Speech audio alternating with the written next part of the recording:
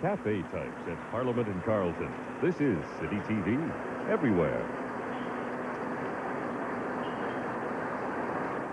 Tonight, Final Plea. Tonight, Parker Power. Tonight, Robin Leach. Here's the latest from the City Pulse News Team. City Pulse, tonight.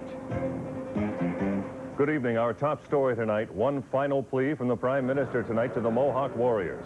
He is telling them to dismantle the barricades in Quebec, or the military will do it for them. In fact, the warrior representatives have tried to discuss everything except the barricades and the guns. They have put on the table a series of totally unacceptable claims, including immunity from criminal law. Mulrooney says the government has bargained in good faith and acquired the disputed golf course land for the Mohawks. He also promised further reforms once barricades fall. Canadian Forces commanders say they have a peaceful plan to dismantle the Mohawk barricades at Oka and Kanawaki if the warriors drop their guns. We will not fire first, but we will take such action as necessary for self-defense, which depends completely on Mohawk reaction. In the event of a decision which could endanger the population, the Sécurité Civile will direct that the affected area be evacuated. Those living outside the immediate area, but within a danger area, will be asked to remain indoors, away from windows, and preferably in their cellars. The task force leader admits tonight that 3 battalions of soldiers are ready to move, but there are no specifics yet. There was a huge day-long demonstration in support of Quebec Mohawks here in Toronto. Hundreds of people rallied outside Tory headquarters, then marched to Queen's Park.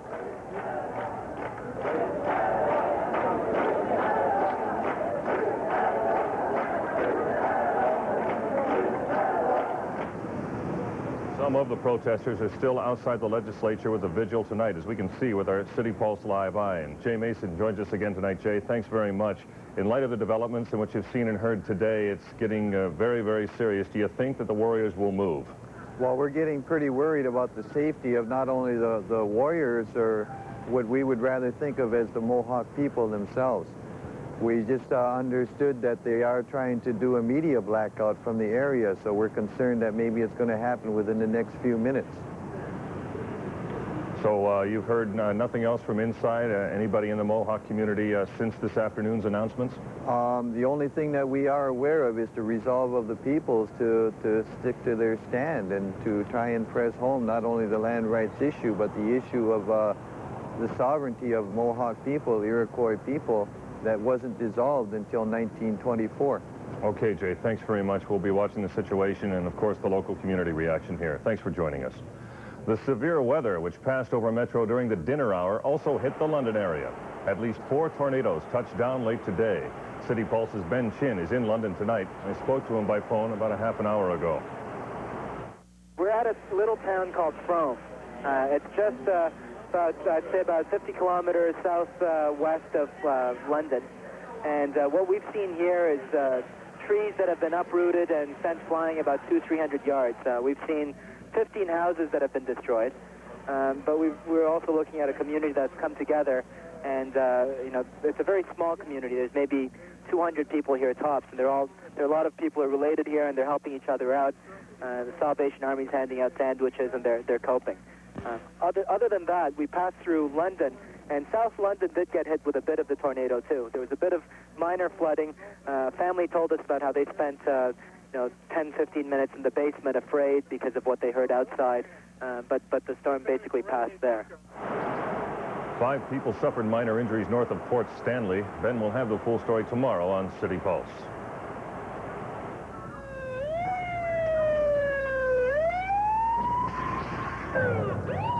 The same storm system sparked deadly tornadoes in northern Illinois. At least 18 people have been killed, more than 40 injured. The twister flattened 50 homes, an apartment complex, and a high school. Numerous fires are burning in the area, about 60 kilometers southwest of Chicago.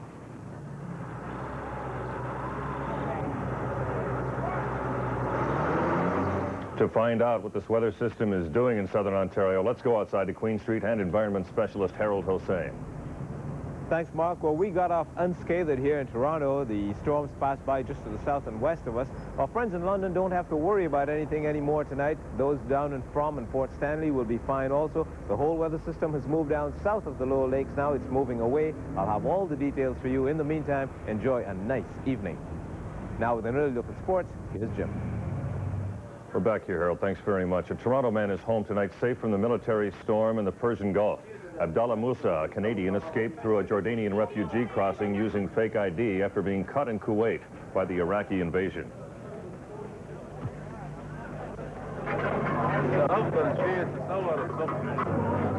The rumors I heard on the TV, there was rapes and theft and so on. There was one occasion where a lady was raped. She put out the person who did it, and he was conducted in a spot. He was shot. And then was one theft by the military, and he was hanged. The public itself, they did a lot of damage, mind you.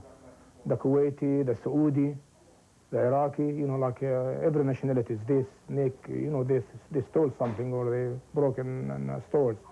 But the military itself, the army, they never did bother anybody.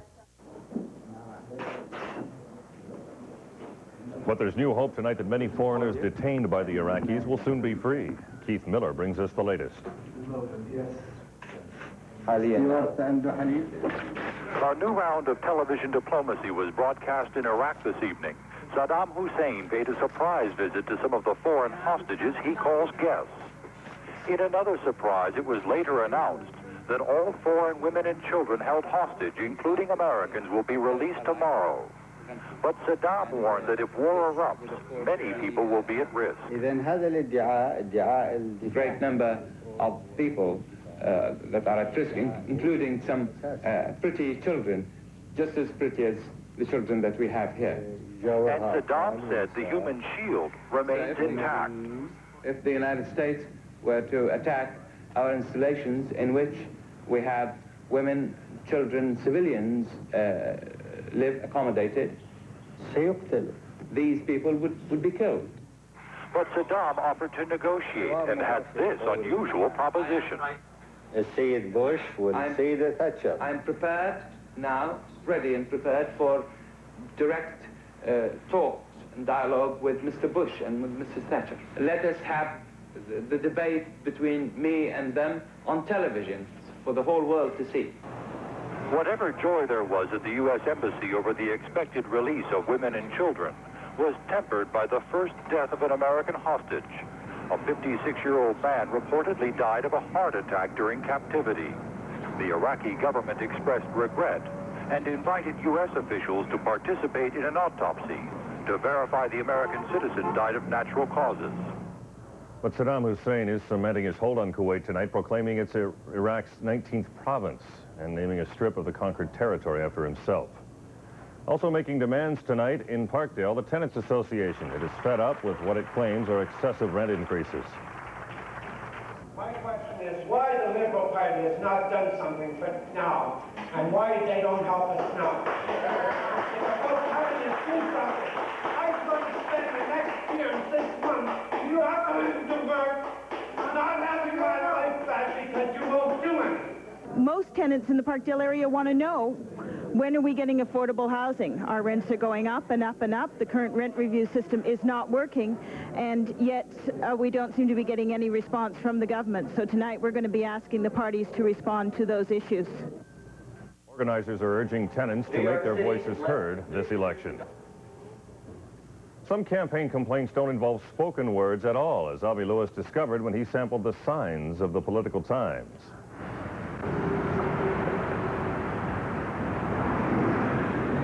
With each passing day now, the importance of election signs is increasing. But with Election Day looming, there's something else on the rise. The problem of signs where they shouldn't be. It really goes beyond a policy. It's a bylaw, and signs are just not permitted on the road allowance. Here in the city of North York, signs on public property are legal now because of a recent change in the bylaw. But that doesn't include metro roads, schools, or parks. I was driving down Bathurst yesterday, and in the park, all the way down the park, they had these great big Liberal signs. And yesterday afternoon, I was coming back up Bathurst, and every one of these signs were cleaned out. I know it wasn't Metro who took them, because they would have taken all the signs. Mike, what happened to all your big signs at the Orville's Park there? Okay, well, it's possibly that we moved our signs, and speaking to our sign chairman, they've probably been moved to a better location. Moved to a better location. So you're short on signs, you have to move them around? We have enough to go around. We prefer to put ours on areas where we've spoken to the landlord, and it's quite acceptable to them, and that's the way we do it. So not on major roads and thoroughfares? In some instances. Despite Metro's best intentions, the election sign bylaw is being broken in every riding in every corner of the city. And if you think it's bad now, keep your eyes open over the next week. You can expect to see all the major political parties go out in a burst of color. On Queen Street East, I'm Avi Lewis for City Pulse Tonight. Talk about unwanted signs. How about sneezing, fever, muscle aches, signals of your basic bout with influenza? Tonight, medical associations, seniors groups, Tenant Labs, and the Blue Jays kicked off a poster campaign at the Sky Dome, urging us to get flu vaccinations. Of course, some of the side effects from the flu are things like pneumonias, people who have problems such as cardiac disease or emphysema, kidney problems, and so on can go on to much more sinister health problems once they get the flu. And so what this does prophylactically, it controls that for them. The shots also make good financial sense. Medical costs of treating the flu reach $10 to $15 million a year. And Sky Dome, flu or not, reminds me of sports. And it's time for an early look now. Let's go down to Jim McKinney. We've got the Jays struggling with the Brewers, along with the Rough Riders coming on strong at Lansdowne Park. I'm John Burgess, and coming up on Entertainment, a picture-perfect preview of the Festival of Festivals.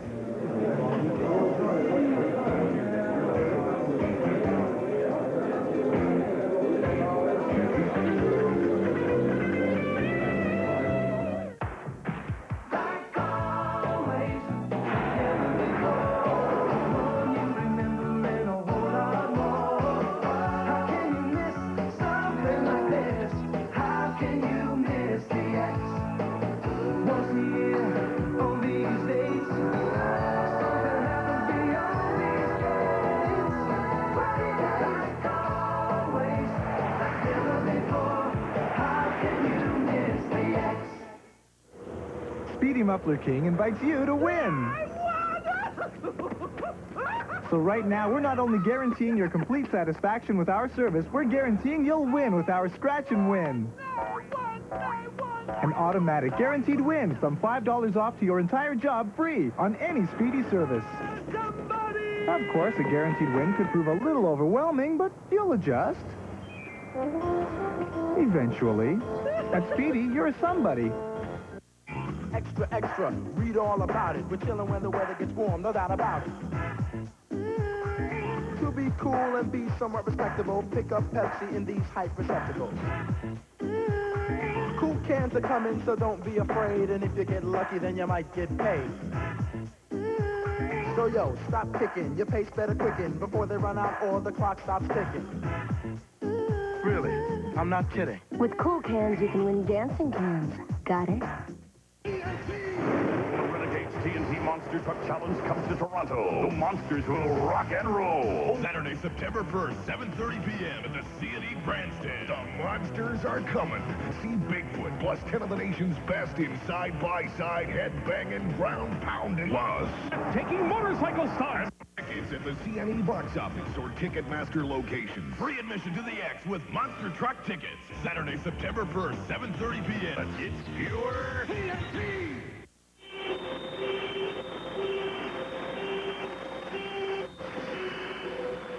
Tonight, Crime Stoppers and detectives in 23 Division are looking for 3 suspects involved in a shooting in Rexdale.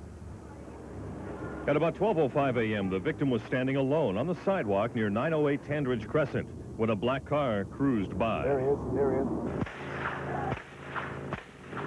is. 2 to 3 shots were fired, striking the victim in the right thigh. He turned and ran from the scene while the vehicle and suspects sped away.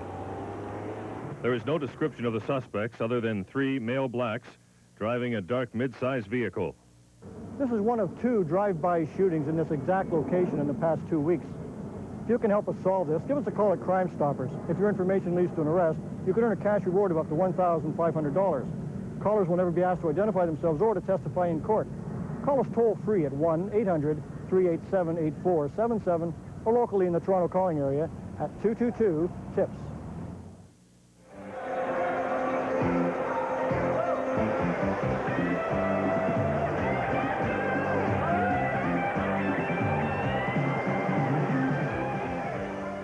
In entertainment tonight, a poster pitch for a film fest. Here's John Burgess with the details. Thank you very much, Mark. It is 9 days and counting to the opening of the Festival of Festivals. To get us in the mood for the hundreds of movies that will unspool during the movie marathon, the BMW Gallery on Adelaide Street West is showing more than posh automobiles. The walls are festooned with posters from a range of films.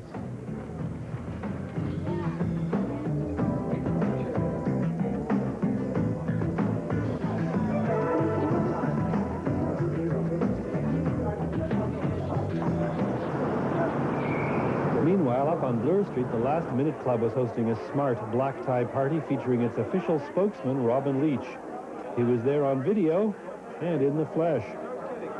I asked Robin Leach if the rich and famous are being more subdued, less ostentatious in the 1990s. President Bush called me and he said, Robin, just make it a little kinder, a little gentler.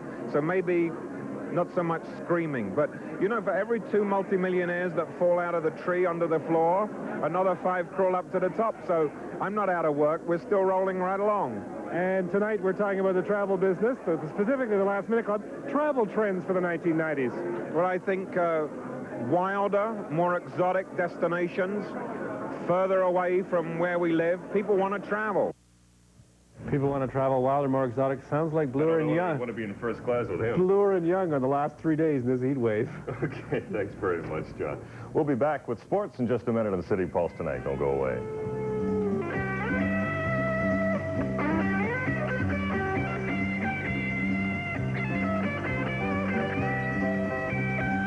Hi, I'm Jim McKenney, and in sports tonight, Parker pounds the Jays.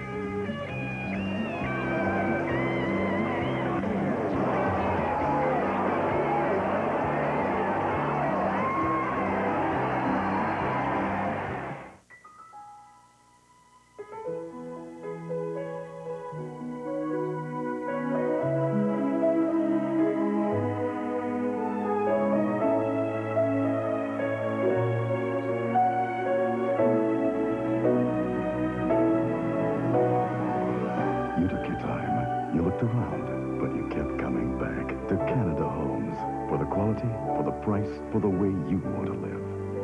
Canada Homes. The guys are feeling good. They finally beat the first-place team. And now they're into extra innings with great-tasting Miller Lite. We taught them a few things about the game of baseball. Hey, easy, hot shot. Savoring the victory. Yeah, well, don't hurt your arm. Oh, well. Patting yourself on the back. It seems this victory is bringing out the guy's generous nature. There they are. Yellow team. Think we should buy them a beer? Well, they bought the last time. They won last time. Miller Lite goes down great among friends. That's a good point. Food for thought. Especially if he doesn't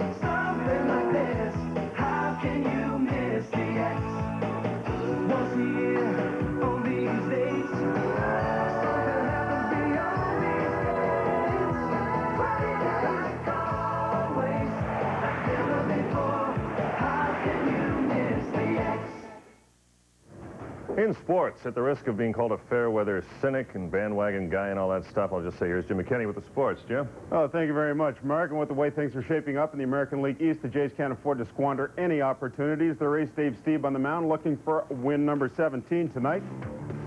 He was going well up until the second inning. Dave Parker always been a nemesis for the Jays. Take Stieb for a little ride. His 19th homer of the year, solo shot, 1-0 Brewer.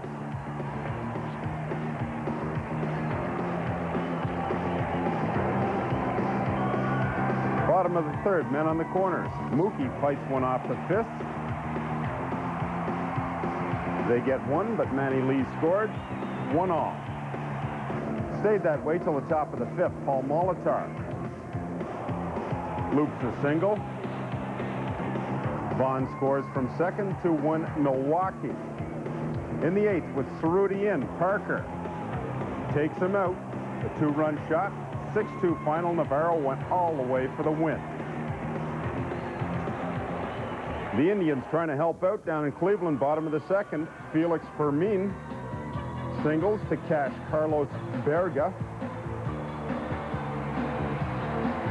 Sandy Alomar thrown out to end the inning, but it was 1-0 for the Tribe. Jody Reed homered, and then Sandy Alomar up the pipe. The score Jacoby, then Jacoby homered in the 8th inning off Dennis Lamp. It's 4-3 now for Cleveland in the 8th. The Argos are fortunate they're in the same division as the Ottawa Rough Riders. The Riders have only managed 1 win so far. They hadn't beaten the BC Lions since 1983. 13 losses in a row. BC at Lansdowne tonight. Doug Flutie starting to get used to the program in the CFL. A 98-yard drive. Flutie takes it down to the 1. That led to a Kennard Martin touchdown. It was 7-3 BC early. Next sequence, a major wombat for the little guy. Lops it off to Greg Stuman. 10-3 Riders.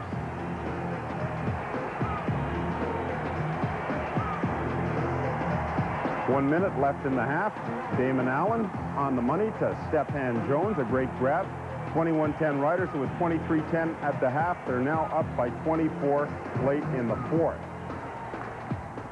The Canucks were in action at the U.S. Open tonight. Grant Connell went down in straight sets to Andre Agassi. Andrew Schneider did much better. He took the number 9 seed, Aaron Kriegstein, to 5 and lost 1-1. The story of the day, Stefan Edberg losing to Russian Alexander Volkov.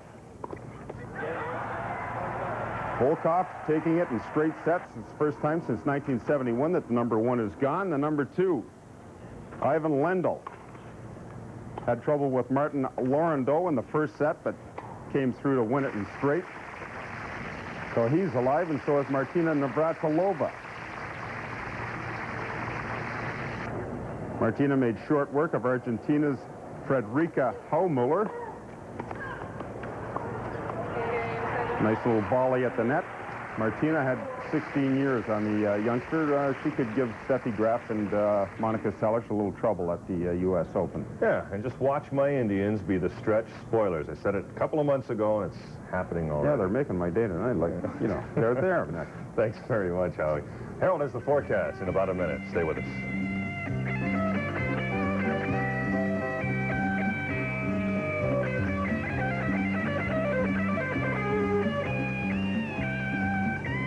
Hi, I'm Harold Hossein. Much more comfortable weather on the way tonight. Back after a look through the Bell Canada Eyes of Toronto.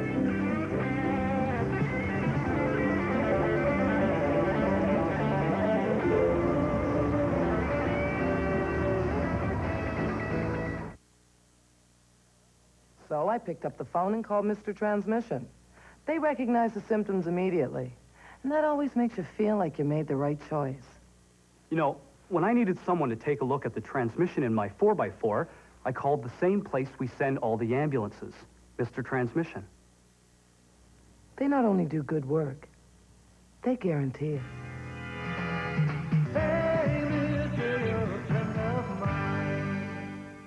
Drinking water has sent hundreds to hospital.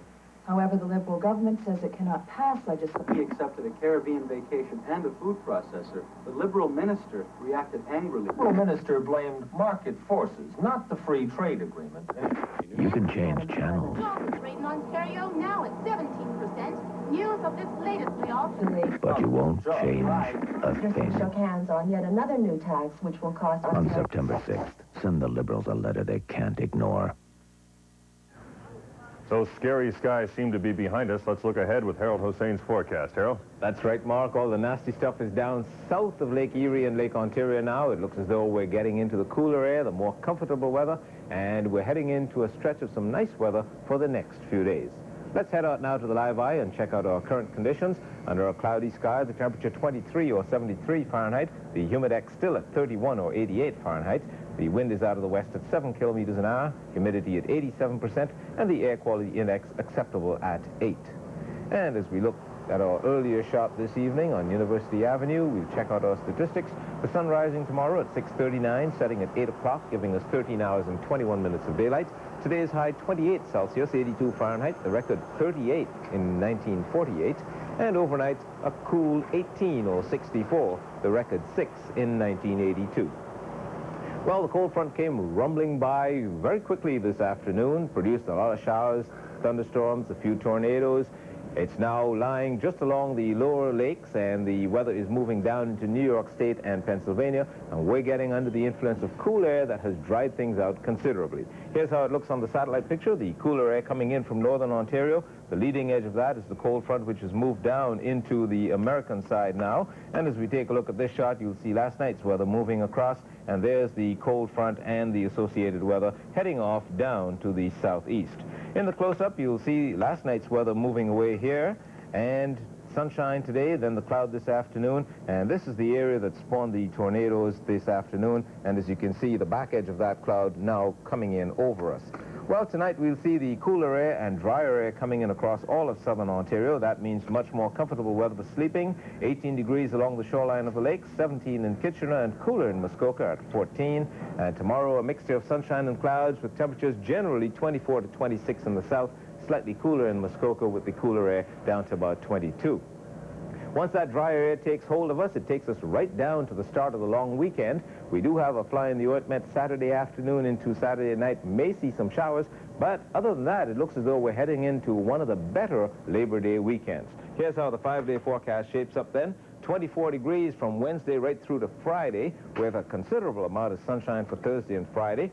A little bit warmer and more humid on Saturday, triggering some showers perhaps Saturday late in the afternoon or evening. Then that clears out on Sunday, and it's back to fairly nice weather for Sunday. So it looks as though the air show weather is going to be shaping up nicely for a change. No haze and lots of sunny skies, just a little bit of cloud, and certainly much more comfortable weather starting tomorrow. Mark, that's it.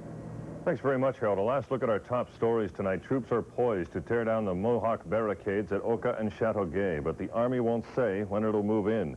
As hundreds protested the move in Toronto, Prime Minister Brian Mulroney went on TV tonight to defend the action.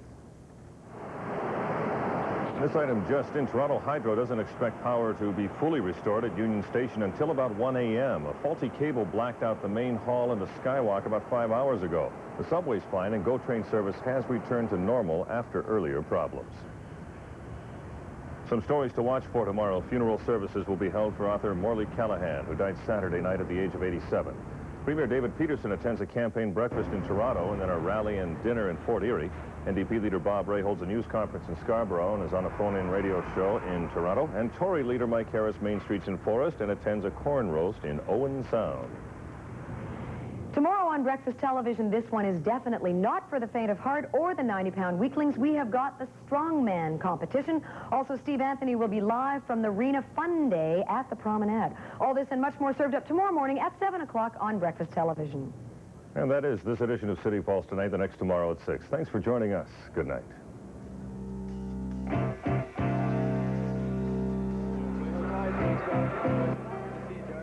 30 minutes from now, the Woody Allen of the 90s, maybe. Albert Brooks searches for the true meaning of love in modern romance, a story of neurotic love. But first, the Melonville Maniacs of SCTV go on the air next, I think.